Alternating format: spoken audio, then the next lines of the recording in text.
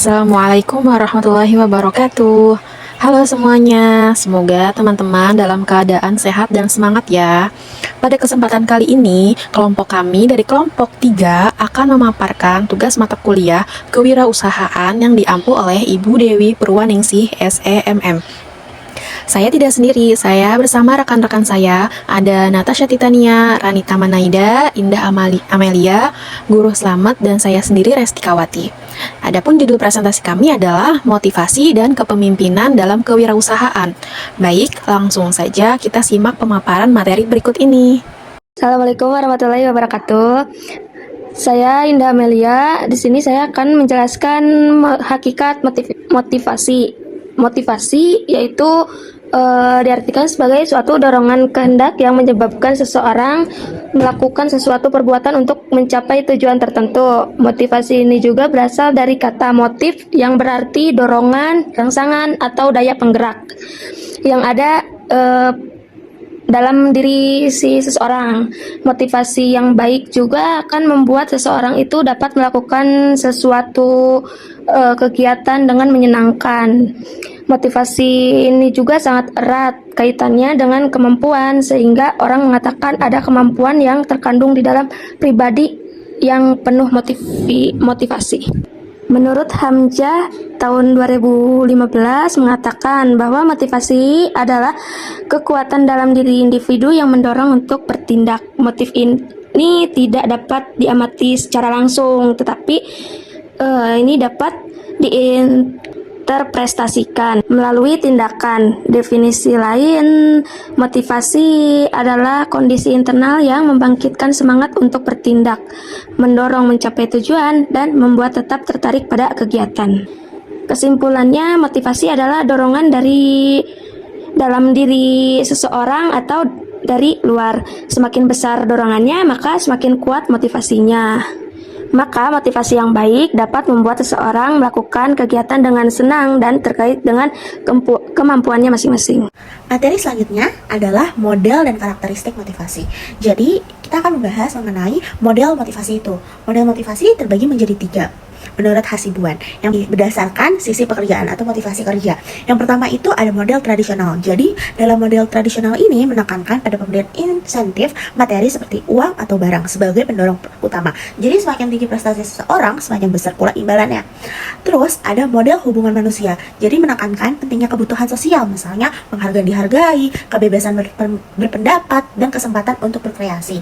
Lalu, yang ketiga adalah sumber daya manusia, bahwa motivasi itu tidak hanya datang dari insentif maupun penghargaan, tetapi juga ada kebutuhan untuk mencapai tujuan, mengambil tanggung jawab, dan merasa pekerjaannya bermakna.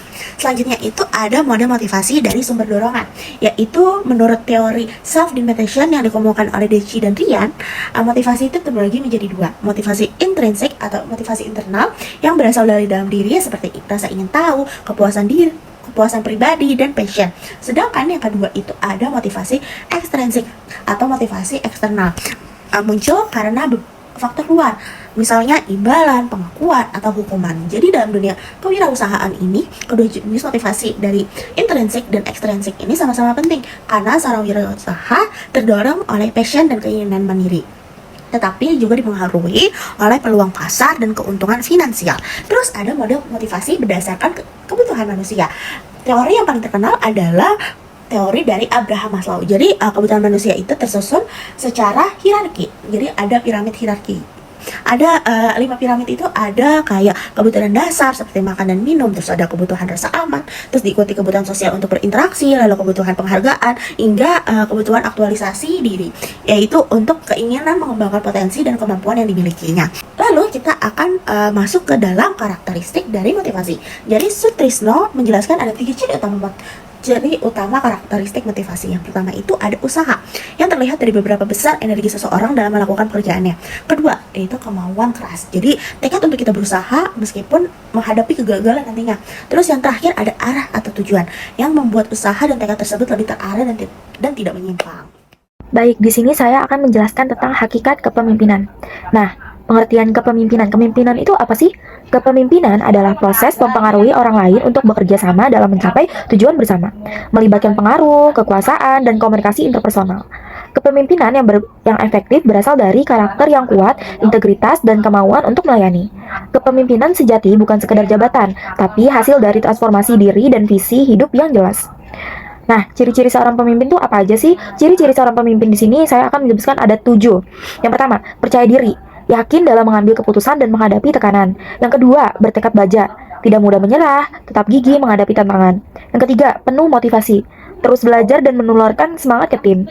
Yang keempat, tegas, konsisten dan jelas dalam pengambilan keputusan. Yang kelima, karismatik, mampu mempengaruhi dan membangun loyalitas tim. Yang keenam, antusias, menunjukkan energi dan semangat dalam bekerja. Yang ketujuh, pemberani, siap mengambil resiko dan keluar dari zona nyaman. Nah, kepemimpinan itu juga mempunyai keterampilan dalam memimpin. Ada apa aja? Ada 3, technical skill, yaitu kemampuan teknis dalam operasional usaha. Yang kedua ada human skill, kemampuan komunikasi dan membangun relasi. Yang ketiga, conceptual skill, kemampuan berpikir strategis dan menyusun visi jangka panjang. Nah, lalu kalian tahu gak sih tipe-tipe kepemimpinan itu ada apa aja?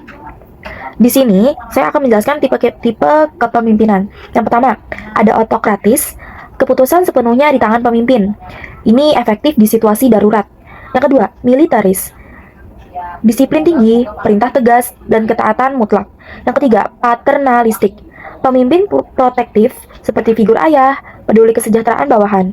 Yang keempat, karismatik, berdasarkan pengaruh personal dan inspirasi.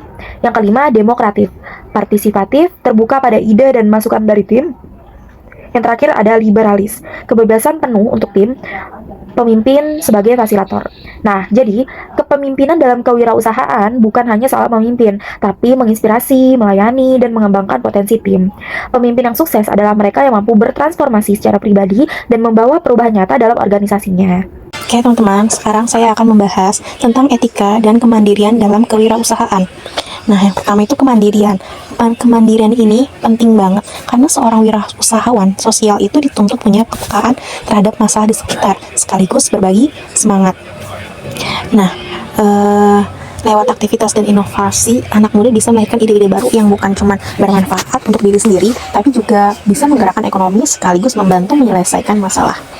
Nah, menurut Steinberg, kemandirian itu bisa dilihat dari 3 aspek. Yang pertama ada kemandirian emosi, yaitu kemampuan melepas ketergantungan pada orang tua dalam memenuhi kebutuhan dasar.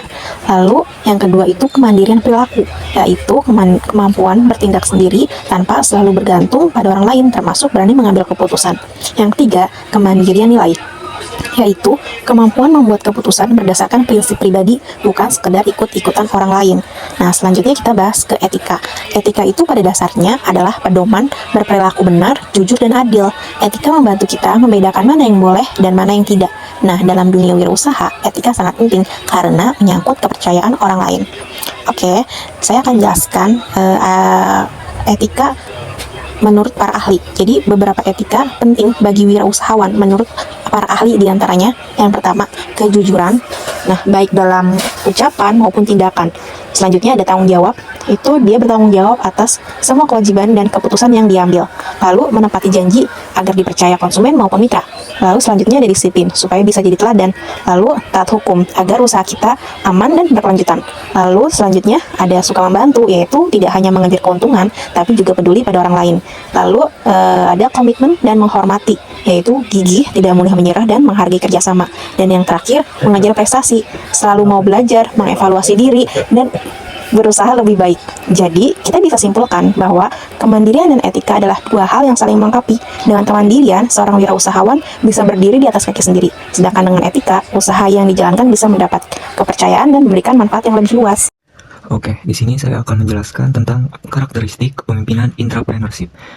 Kepemimpinan intrapreneurship merupakan model kepemimpinan yang menekankan pentingnya kreativitas, inovasi, keberanian, mengambil risiko, dan kemampuan memanfaatkan peluang demi kemajuan organisasi. Pemimpin intrapreneur memiliki rasa tanggung jawab yang kuat terhadap setiap usaha yang dijalankannya. Ia tidak hanya memimpin untuk memastikan jalannya organisasi, tetapi juga merasa memiliki kewajiban moral dan profesional untuk membawa perubahan positif serta meningkatkan kualitas kinerja bawahannya. Nah, dalam menjalankan tugas, pemimpin intrapreneur tidak takut untuk mengambil risiko, namun cenderung memilih risiko yang bersifat moderat. Risiko yang terlalu kecil tidak akan menghasilkan perkembangan yang berarti, sementara risiko yang terlalu besar bisa mengancam keberlangsungan organisasi. Oleh karena itu, kepemimpinan intrapreneur selalu mempertimbangkan keputusan secara matang dengan menyeimbangkan potensi, keuntungan, dan kerugian. Sikap percaya diri juga menjadi ciri penting. Pemimpin intrapreneur yakin pada kemampuan dirinya dalam mencapai kesuksesan. Keyakinan ini bukan sekadar optimisme, melainkan didukung oleh keterampilan, pengetahuan, serta pengalaman yang memadai. Kepercayaan dari inilah yang mendorong untuk berani mengambil keputusan strategis sekaligus mampu memberi inspirasi dan motivasi bagi orang-orang yang dipimpinnya. Selain itu, pemimpin entrepreneur juga selalu menghendaki adanya umpan balik secara cepat. Ia membutuhkan masukan segera atas kinerjanya maupun kinerja organisasinya agar bisa melakukan perbaikan secepat mungkin. Hal ini menunjukkan bahwa kepemimpinan entrepreneur bersifat responsif, adaptif, serta terbuka terhadap perubahan. Untuk selanjutnya, ada keterampilan dalam mengorganisasi yang merupakan aspek berikutnya yang sangat begitu penting. Pemimpin entrepreneur harus mampu mengelola sumber daya yang ada, baik sumber daya manusia, finansial, maupun material, untuk menciptakan nilai tambah bagi organisasi. Kemampuannya dalam mengorganisasi tidak hanya ditujukan pada pembagian tugas, tetapi juga pada upaya memaksimalkan potensi yang dimiliki bawahannya agar dapat berkembang secara optimal. Hal yang lain yang membedakan kepemimpinan entrepreneur dengan tipe kepemimpinan yang lainnya adalah cara mereka memandang prestasi. Pemimpin entrepreneur menilai prestasi lebih tinggi daripada uang, yang berarti keberhasilan dalam mencapai tujuan, menciptakan inovasi, dan membawa perubahan yang positif dapat dianggap lebih berharga ketimbang penghargaan material semata. Dari sisi keterampilan sosial, pemimpin entrepreneur harus piawai dalam berkomunikasi, bernegosiasi, serta menjalin hubungan kerjasama. Ia mampu membangun hubungan yang harmonis dengan bawahan, rekan kerja, maupun pemangku kepentingan yang lainnya. Kepekaan sosialnya membuat ia mudah memahami kebutuhan orang lain, sehingga dapat menciptakan lingkungan kerja yang kondusif, saling mendukung, dan mendorong kolaborasi. Sifat kreatif dan inovatif juga menjadi inti dari kepemimpinan entrepreneur. Pemimpin jenis ini senantiasa mencari cara baru untuk menciptakan gagasan segar dan mendorong munculnya terobosan-terobosan di dalam organisasi. Kreativitasnya bukan sekedar ide, tetapi diwujudkan dalam bentuk praktik yang nyata melalui inovasi produk, inovasi layanan, maupun sistem kerja. Oke, di sini saya akan melanjutkan dengan kesimpulan. Jadi kesimpulannya itu motivasi dan kepemimpinan adalah kunci penting dalam kewirausahaan. Motivasi itu memberikan dorongan untuk berusaha mencapai tujuan, sedangkan kepemimpinan itu berperan mengarahkan dan menginspirasi tim. Lalu pemimpin wirausaha ideal itu harus percaya diri, tegas, berani mengambil resiko, serta mampu menyesuaikan gaya kepemimpinan sesuai situasi. Lalu etika dan kemandirian juga menjadi landasan utama dalam berusaha dengan menekankan kejujuran, tanggung jawab, disiplin, dan kepedulian sosial. Dengan motivasi kuat, kepemimpinan efektif, kreativitas, serta inovasi, seorang wirausahawan itu dapat mengelola usaha secara berkelanjutan dan memberi dampak positif bagi masyarakat. Terima kasih banyak atas perhatian teman-teman semua. Akhirnya kita tutup presentasi kelompok kami pada hari ini. Jika ada yang ingin ditanyakan, silakan disampaikan ketika kelas berlangsung ya. Oke, wassalamualaikum warahmatullahi wabarakatuh.